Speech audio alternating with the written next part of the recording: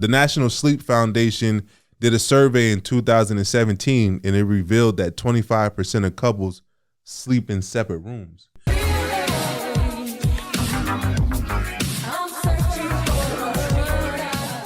What's up, real ones? Welcome back to the Real Relationship Podcast, where we're bringing the real back to relationships. Yes, sir. I'm Asha Steele. And I'm Devin Steele. And we're so excited that you guys are tuning in today with us. Yeah, we got to catch up on some stuff. Yes, a lot of stuff. Yeah, we definitely got a good episode for y'all today. But before we get into the episode, we got a couple of announcements we want to make. A couple of weeks ago, we told y'all about how we're in the midst of doing our research for a new course that we're going to come out with, which is basically teaching people how to identify and use emotions to try to boost the emotional availability in relationships, because we saw that was an issue that a lot of people were dealing with. So again, expect to see that in probably late October, but we'll let y'all know. If you join our test community, you'll be the first ones notified about this course dropping, so just stay tuned for that. Yes, because it's a lot of people asking about the course and courses in general, just to help their relationships. So this is just the very beginning of many more programs that we're going to be offering. But I think, like you said, this is necessary because a lot of people need that emotional, connected skillfulness in their relationship. Yeah, I didn't realize how much work goes into creating a course. Because I think you see so many people, they launch courses like every week. And it's like, how are you launching so many courses in that amount of time? But if you're really trying to create something that is extremely effective and is backed by research and is proven to work, it takes a long time to roll this process out. So we've been, really taking our time, doing our due diligence, making sure that we're picking the right interventions that can actually boost emotional. It's not even called emotional availability or even emotional intelligence, because that hasn't been studied in relationships, but it's called emotional skillfulness. So, being able to find the research and being able to find the scientific studies that has actually been tested and proven to increase that in relationships is a lot of work. So when we do roll this out, just know that we took our time with this. Yes. Like, we didn't put this out as a money grab, as a way to make money, but we put this out. We're going to put this out because we feel like this can truly help couples really boost that emotional skillfulness in their relationship. So yes, absolutely. It's stamped. So moving right along, you guys. So our keeping it real moment. Well, my keeping it real moment. Okay. So if you guys don't know, fall is approaching. Although we're in Houston, it's not really a fall, but fall is my favorite season. Like, I just love just like the cooler weather, the leaves changing. Hey, hold on. Let me show them. I want to show them something. Wait, I'm going to tell them. Oh, all right. Wait. The, pumpkin patches, like, it's so much that I just love about fall, right? Of course, there's some seasonal things that come and go when it's fall, like, your pumpkin spice latte and my favorite, candy corn. Favorite is an understatement. Listen, okay. I promise y'all, favorite is an understatement. So I have always enjoyed candy corn. But recently, y'all know, with the pregnancy, I be having some very weird cravings, little awkward cravings here and there. And it's like a phase. Like, I'll have a craving for like a couple weeks. And then the next thing you know, I'm like, oh no, I hate that. I can't do that no more. Right. But candy corn came back around, and I was like, I haven't really been able to eat sweets like that. So I was like kind of hesitant, like, I don't know if I'm going to be able to, but it kind of helps like my nausea, like me getting nauseous and stuff like that. So I realized when I first got them, I was able to eat them, right? Now, Devin's been clowning me this whole time. He's been clowning me because when I first got it, I was able to eat it whole. Like he said, I had ate a 2-pound bag? No, she sends me to the store every other day to get a bag of candy corn. How much is that? It's not every other day. Yes, it is. How much is that size? I don't know. I don't know. So she normally gets I guess the regular share size. I don't even know what it's called. It's not that big. Bag. And she goes through it one bag a day, and she keeps sending me to the store. So I go out and I buy a 2.5-pound bag, not ounces, pounds. She finished that bag in 2 days. It was not 2 days. I counted. It was like half a week. No, but no, let me tell you guys, because this is a part of the Keeping Real moment, okay? So if y'all listening to this, y'all got to watch so y'all can see the visual. So you're trying to put this out before I put my reel out. So this is the candy corn, right? If y'all don't know, y'all should know, like, the candy corn has the white part, the orange in the middle, and then the yellow at the bottom. Mm-hmm. Since the pregnancy craving, I hate the orange part. Like, it leaves like a film and like a weird aftertaste in my mouth, and I'm like, I just can't. So the reason why I be going through the bag so much is because I'm literally just eating off the tip of the white and the yellow, which is like the smallest part of the candy corn. Very wasteful, I know. But y'all, look at this. Where did you get an old yellow? Look at this yellow. So I have candy corn that has the yellow and a white tip. I know this is like not supposed to be how it's made. And it's probably just a different color. No, I don't know. I guess don't think food coloring. Let me see one of them, because I feel like the whole candy corn tastes the same. There's really no difference. It doesn't to me. Hold on. It's a white one. Okay. Pretty much tastes like the whole thing. Yellow. You're going to say it tastes all the same. Yo,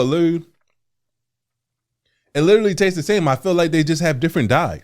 Yes, but that's what I'm saying. Because of my pregnancy, like, my sense of taste is like heightened. So like I was saying, the film from the orange, it just leaves like an aftertaste, and I'm just like so disgusted with it. It happens with like a lot of like certain food colorants. So I was just like, no. But when I found that, I was like, oh, okay, let's make some candy corn that just has the yellow and white like this, because this is like helpful to me. You have the nastiest tasting candy. Like holiday candies. Like, you really do. You have the nastiest taste. You look forward to fall so you can eat candy corn, which is not good. You look forward to like springtime, Easter, to eat Peeps, which is not good. Well, clearly it's other people that like it if they stock the shelves with it. Just because other people like it doesn't mean that it's good. I mean, it means that everybody's nasty. Whatever. Pretty much. Like, it's nasty. And the way that you eat stuff now that you're pregnant is very weird. Yeah, it is. I'm not gonna lie, but I just had to share that with y'all because it's one of my weird pregnancy cravings. Yeah. But when I came across that yellow one and the white tip, I was just like, yes, like this is what I need. Look, so if y'all going to the store trying to find candy corn, you know why you can't find it. She buys it every other day. Yeah. And I honestly thought that your Keeping It Real moment was going to be about Disney World. Well, okay, so let's talk about that. We don't have to keep it real, but let's just talk about that because Keep It Real was expensive. Okay. Expensive. Listen, you put up a video that had a video of Arya walking, saying, "I know they won't remember this, but I will." Arya better remember that.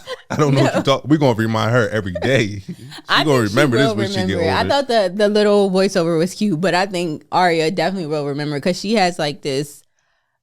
She has like a memory of an elephant. Like, she remembers everything. What does that mean? Like, elephants are supposed to have great memories. Oh, okay. I never heard that. Great. Not memories, but they're able to remember a lot. How did they test that? I have no idea. I don't even know if it's true. But yes. Wow. So that's interesting. Yes, but she has a great memory. She always remember stuff. Like, I'd be surprised, like, how do you remember that? Like, yeah, I don't know if it's from her seeing videos, but sometimes it's like she doesn't see it, but I don't know. But make sure she remember. Disney was definitely an amazing experience. So we decided to take Arya to Disney World for her 3rd birthday celebration trip. She was literally talking about this trip for months. Okay. We initially planned it or started talking about planning to go like in the spring. From the spring until her birthday, you guys. Like, that was all she was saying. Am I going to Disney this weekend? We going to Disney this week? Disney this week? I'm like, girl, it's not even summer yet. We still in spring. And she was just so excited. So the week or a couple days leading up to it, we was really excited. We was all packed. We had our little outfits together. No, you were all packed. I should be packing like packed. 2-3 weeks in advance of a trip. Of course. I packed the night before. To make sure I have everything. Plus, that was going to be a big trip. So I just wanted to make sure that it really wasn't. It was like 4 days, 3 days. But a big trip meaning like 8 outfits, maybe. All the stuff that I had to bring, like decorations and the outfits. Like, we had to coordinate. I ain't mad at you. So, yes, it was a great time. We went down there for the weekend. And I think the highlight for me and for Ari, because that's what she said, like the first day when we went, she did like the little princess makeover. And mind you, they had the makeover, the Bibbidi Boppity Boutique or whatever. They had it. Don't act like you don't know the name of it. Like you wasn't down there saying it all day. No, Bibbidi Boppity Boo. She was saying. No, you did. Every time you do something, you would bring a plate to the table the whole week leading up to the trip. You'll put the plate on the table, talk about Bibbidi Boppity Boo. He's lying. Like you was acting real weird. Like you keep saying Arya's highlight. No, this was your highlight. Are you done? I'm done. I'm just keeping it real with you. Y'all, I was not doing that. Yes, you was. You might slip up and say it in this podcast. So listen, I can't. So weird. They had this boutique shut down. Blaming on the pregnancy. Since COVID, started. So I think it was closed like 2 years. And everybody, I had followed the Disney page or whatever on Instagram or whatever, and I saw the same day that they posted that they were opening the boutique back up the weekend before we were supposed to go. And I got online. I'm like, oh, this is perfect, because that's really what I wanted her to do. I thought it was a really cute experience. So I'm like, she has to do this. We have to go to that. So I get on there, and it's people on the Instagram already like, I can't book it. It's already booked out. It's sold out. I can't get to the page. So I'm sitting up here really trying. And luckily we got through. We was able to book it. And that was like one of the most, I think, memorable moments from the trip, especially for her, because she loved it. Like she was in awe. No, she didn't love it at first. I think you don't think so? No. What no. having to wait? No. No, of course she didn't like to wait. She was definitely impatient because she kept seeing other little girls get caught back there. But having somebody else do her hair that wasn't you, I think made her feel a little bit uncomfortable. Yeah. And on top of that, the girl was white. So I was a little bit nervous as well. I mean, but this is being real. I can't. The girl was white. So I was a little like, yo, how is this going to turn out? And I think Arya had the same look on her face because she looked at us with like this straight face. There was no emotion. She was just looking like, what is going on right now? There's somebody new doing my hair, and this person does not look like me. So do they know how to do my hair? But the girl killed it. I ain't gonna lie, she did a great job. It definitely exceeded my expectations. But Arya was a little weary about it too. Yeah, but after the fact, she definitely loved it because she had on her little Princess Jasmine outfit. Her hair was done. They did her nails and everything, put a little makeup on her. And so she was just feeling herself that day. She just loved her little makeover. She was talking about it.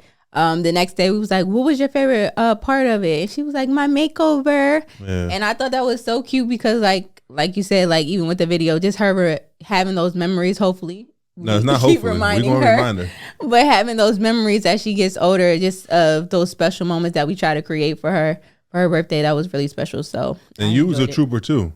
To be almost 5 months pregnant and to be walking around a park. Not almost. I was 5 months. Well, 5 months pregnant and to be walking around a park like that. Like you was a trooper for your daughter. So shout out to you. Listen, every other time that we have went to Disney, I haven't been pregnant, okay? Right. We've been to Disney like, we need to take a break. I said we ain't going back probably. He said we not going back ever. I'm done, bro. That's like 6 times. I'm done with Disney. He said we ain't going back ever, but you know, with another little princess on the way, we're going to have to go at least once. Arya made me carry her. That's why I said we have to wait till and listen to me, because y'all probably listen to this like, bro, you was the NFL lineman, like you big and strong, like how you complaining about having to carry her? Like, I really don't care how big and strong I am. Carrying a toddler, carrying a child is nothing like lifting weights. It's nothing like playing football. And I was trying to get, I was trying to get Asha to understand earlier, for women it's different because like y'all are able to break your hip and dislocate your hip for your child to sit on your hip. So it's like you're not really holding the child. Your hip is. They're just sitting on your hip. But like men, we use our arms to carry our child because our body is not built to just turn into a zigzag so our kid can sit on our hip. So it's definitely harder for men to carry children. And Ari was trying to make me do it the whole time. Like, it was crazy. Yeah, I ain't going back. A lot. But definitely walking around that park for that many days in a row, I was tired. It was a lot being pregnant, but we had a great time, and that's all that matters. Yeah, that's all that matters. So let's get into this, man. Let's get into the topic for today because I saw not too long ago there was a discussion on Instagram about people in the relationships not sleeping together. And it like really blew my mind when I was reading through the comments how many people don't sleep with their partner. Yeah. And initially I was like, oh man, they must be emotionally disconnected or something. Like something has to be wrong why they're not sleeping together, why they think that's okay. Because as we mentioned in our episodes before, like studies show that people don't even spend an hour together a week because life is so busy. People have, work schedules, they're out and about running errands, they have kids to tend to, like they don't, and when I say spend time together, I mean like actually sitting down and talking and doing stuff together, not being in the same space as somebody, because you can be in the same space as somebody but be completely distant. You know what I mean? So people are not really spending over 30 minutes together a week. So I'm like, yo, if you're not spending 30 minutes together a week and then you're not sleeping together as well, there must be something wrong in your relationship. So when we started to do the research on this, it was like, that's not the case for every relationship, right? Like studies show that, well, the National Sleep Foundation did a survey in 2017 and it revealed that 25% of couples sleep in separate rooms. And I'm like, what? Which is really surprising. Although, I mean, I've known people personally that slept in separate rooms. I just recently started to know somebody who did that, and it's weird to me. And I ain't even gonna put you on blast, but you know who you are. If you listening to this podcast, it's weird. I can't. Right? It does come off a little weird. Only because it seems like so like normal or natural for you to want to sleep in the same room with your partner, your spouse. Like, I want to lay in the bed. I want to go through that process of getting ready for bed, laying down, pillow talking, cuddling, doing all that stuff. That's why it was crazy to me. Yeah. Because that's like the best part when we go to sleep together. Because people was like, I said that in the comments. I'm like, yo, like, it's crazy because like when me and you lay down, that's when we have our best talk sometimes. Just sitting up there pillow talking. They like, well, going to bed should be about going to bed, not sitting there talking. I'm like, yo, I thought that's what, I know. I'm like, I thought that's what everybody do. Like if you're sitting in the same space as somebody, that presents an opportunity for y'all to talk, but that's not the case for every relationship. And it's crazy because they said that this number is only going to increase. And it's so prevalent that they're saying that the National Association of Home Builders predicts that dual master bedrooms will be the norm in custom built homes. Wow. That's weird. Oh, master bedroom. That's very interesting.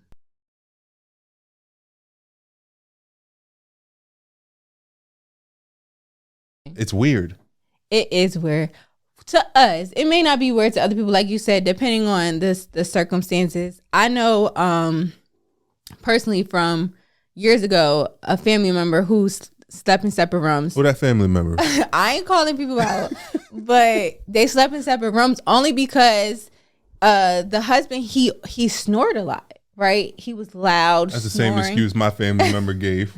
Are we talking about the same person right now?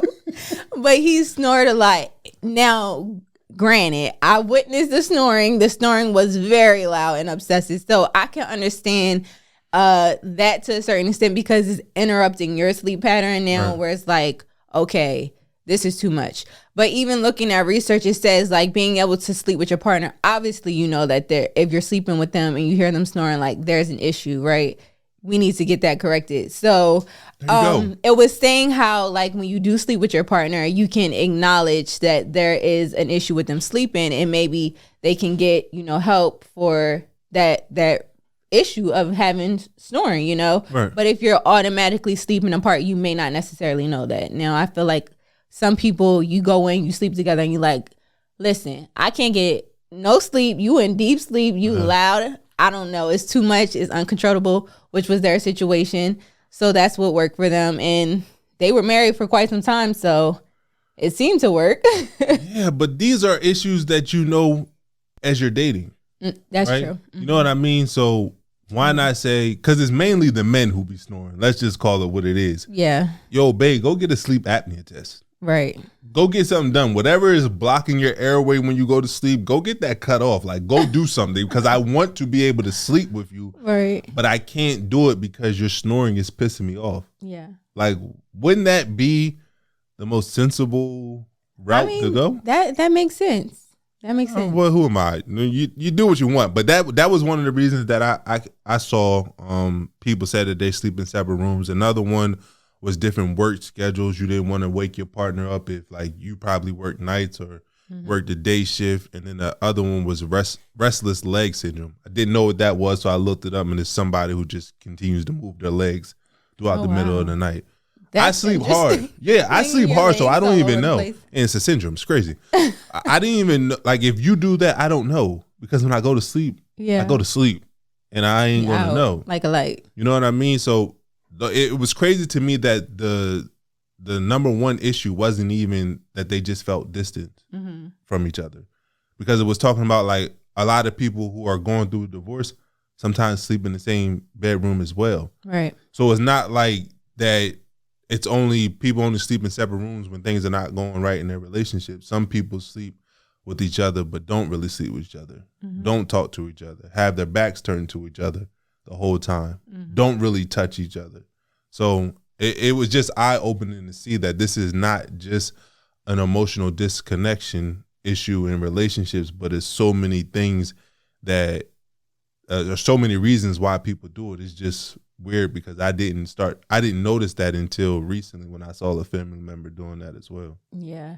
It was also interesting because they were talking about how studies show when you do have sleep together, it creates like healthy patterns within your relationship, within your schedule, because you know you're able to go through that process of getting ready for bed, laying down. If you are pillow talking, if it is you reading a book together, y'all praying together before y'all go to sleep, and then you know just having that very intimate act of falling to sleep. That's security in a sense, right? Because when you go and lay down, most people know, like, if you don't feel secure when you're laying down, if you don't feel comfortable when you're laying down, you're not gonna have a good night rest, right? Unless you just sleep wherever, right? And you can just fall asleep wherever. But when you have that security, it talks about how it's a very intimate act of being able to sleep with someone, sleep with your partner, and be able to get that rest, right? But it was interesting how it also talked about people having that same process but still sleeping apart. So going through the whole process of them getting ready for bed together, maybe if it is them reading together, praying together, and then going to separate rooms. Yeah, and it was very interesting. I'm just like, wow. But you know, I guess what works for some people works for some people, and for others it doesn't. But there is a lot of benefits to sleeping with your partner. Yeah. You know, the crazy thing is, because I saw people was commenting like, oh, I like my space. Mind you, the woman was like 5'5", 130 pounds. And she like, well, I like my space when I'm sleeping alone. It's like, yo, you 5'5", 130. How much space are you taking up on a bed that you can't sleep with somebody else? But you don't know how big her man is. Get a bigger bed. What do you mean? What are we sleeping on? A twin size? Like, how much space do you really need? But even like me and you, like, yo, I'm a big guy. Like, I'm not a small guy. And there were times like when we first met and I would go to a family member house and you would come stay the night with me, like we'd be on a love seat together, making it work on the couch, sleeping close with each other. So it was just like, that was drawing. It was definitely drawing. I think it was a leather couch. So it's like you waking up sweaty, your face is all sweaty. So like it was crazy, but to the couch. You do a lot of crazy things when you just meet somebody and you in that phase of whatever, love, lust, whatever you want to call it. But it was just like, I've never thought once about sleeping in a separate room. You know what I mean? Like, I don't know. I don't know. Yeah. It's just weird to me. But like you said, there's a lot of studies that say there's not a lot of research on how much sleeping together improves your relationship. But there was this one study by a guy named Richard Wiseman who did a study of 1,000 people. And the research revealed that how close you sleep to your partner has an impact on how happy you are in your relationship. So it said that 94% of couples who spent the night in contact with one another were happy with their relationship. That's like actually touching one another while they sleep. And compared to just 68% of those who didn't touch at all in their sleep, which is something I would think, because for a lot of people, physical touch is their love language. So if you're having a chance to lay with your partner, to cuddle with one another, that's filling up somebody's love tank. And you filling up somebody's love tank, they have more to give back to you. Right. So you would think that correlates.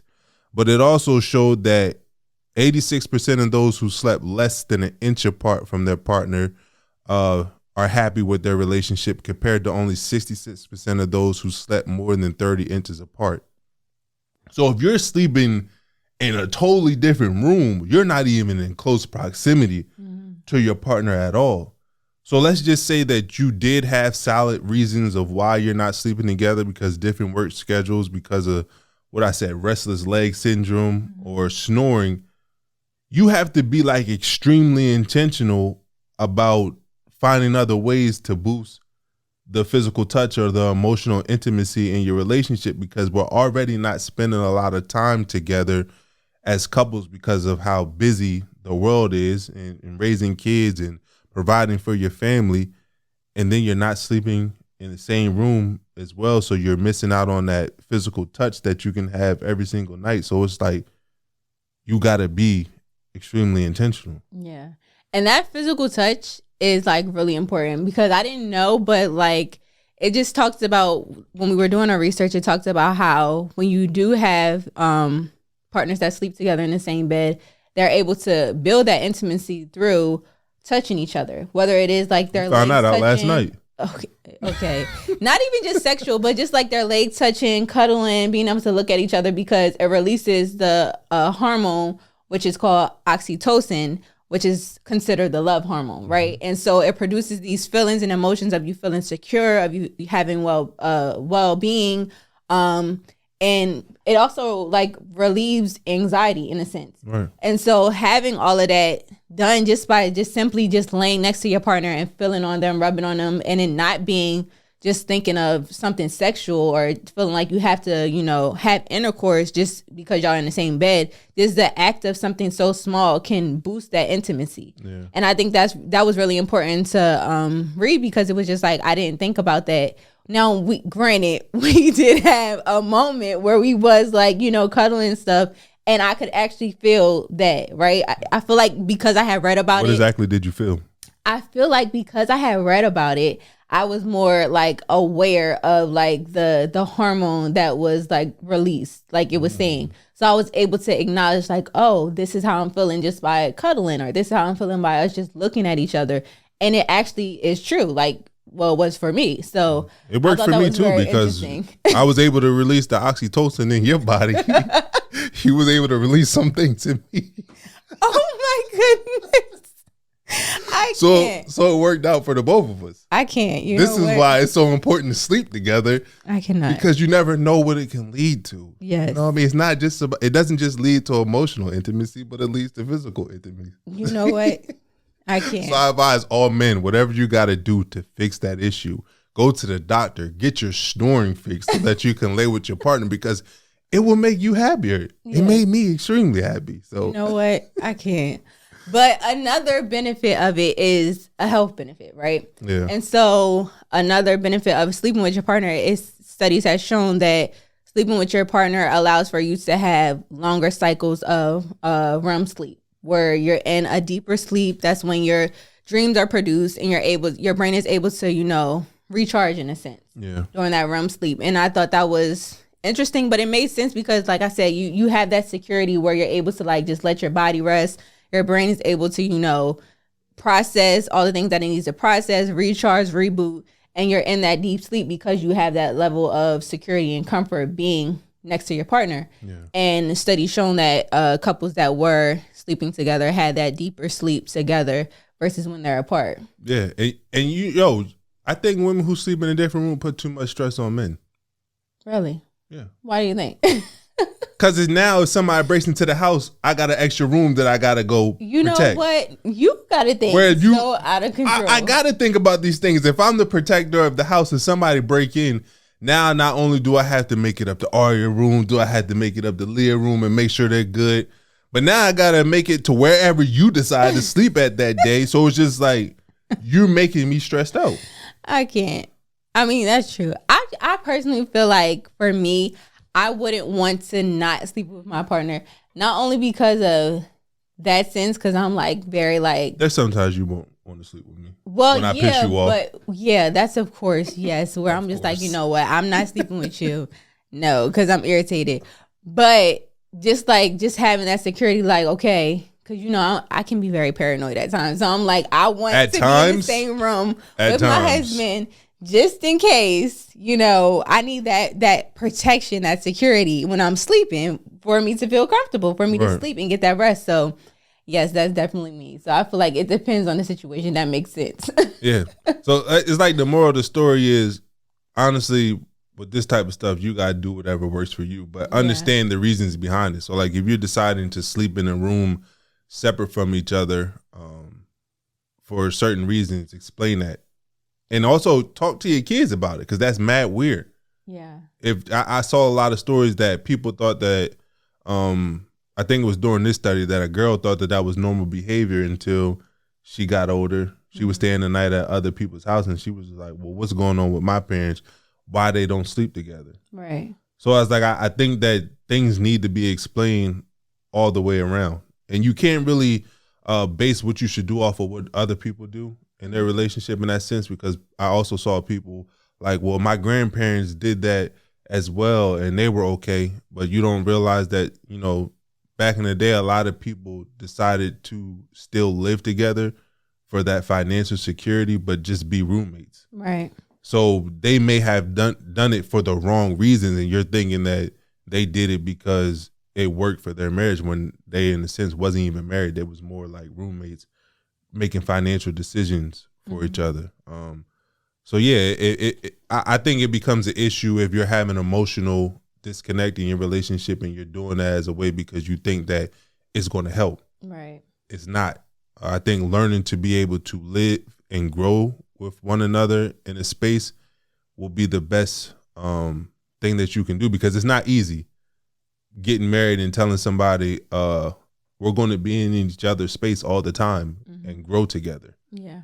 That is a very challenging task to do. Marriage is very challenging.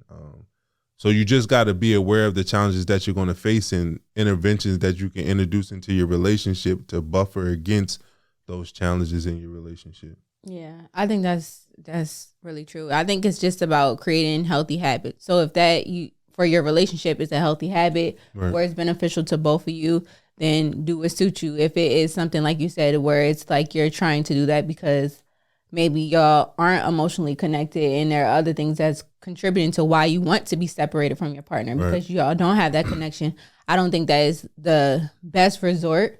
So I just think, like I said, if you're being intentional and you're creating those healthy habits and that's a part of it, then do what suits you. Yeah. Hopefully y'all enjoyed this episode. Y'all got something from it. Like we said, if you're out there and you're sleeping in separate spaces and your partner, you may want to reevaluate why you are, if you're doing it for the wrong reasons or not, or if it suits y'all, then continue to do it. Make sure that the most important thing is that y'all getting y'all good night's rest. Just know that we sleeping together so we can sleep together. And that always helps a relationship. Yes. Until next time, you guys, keep it real. Yes, sir.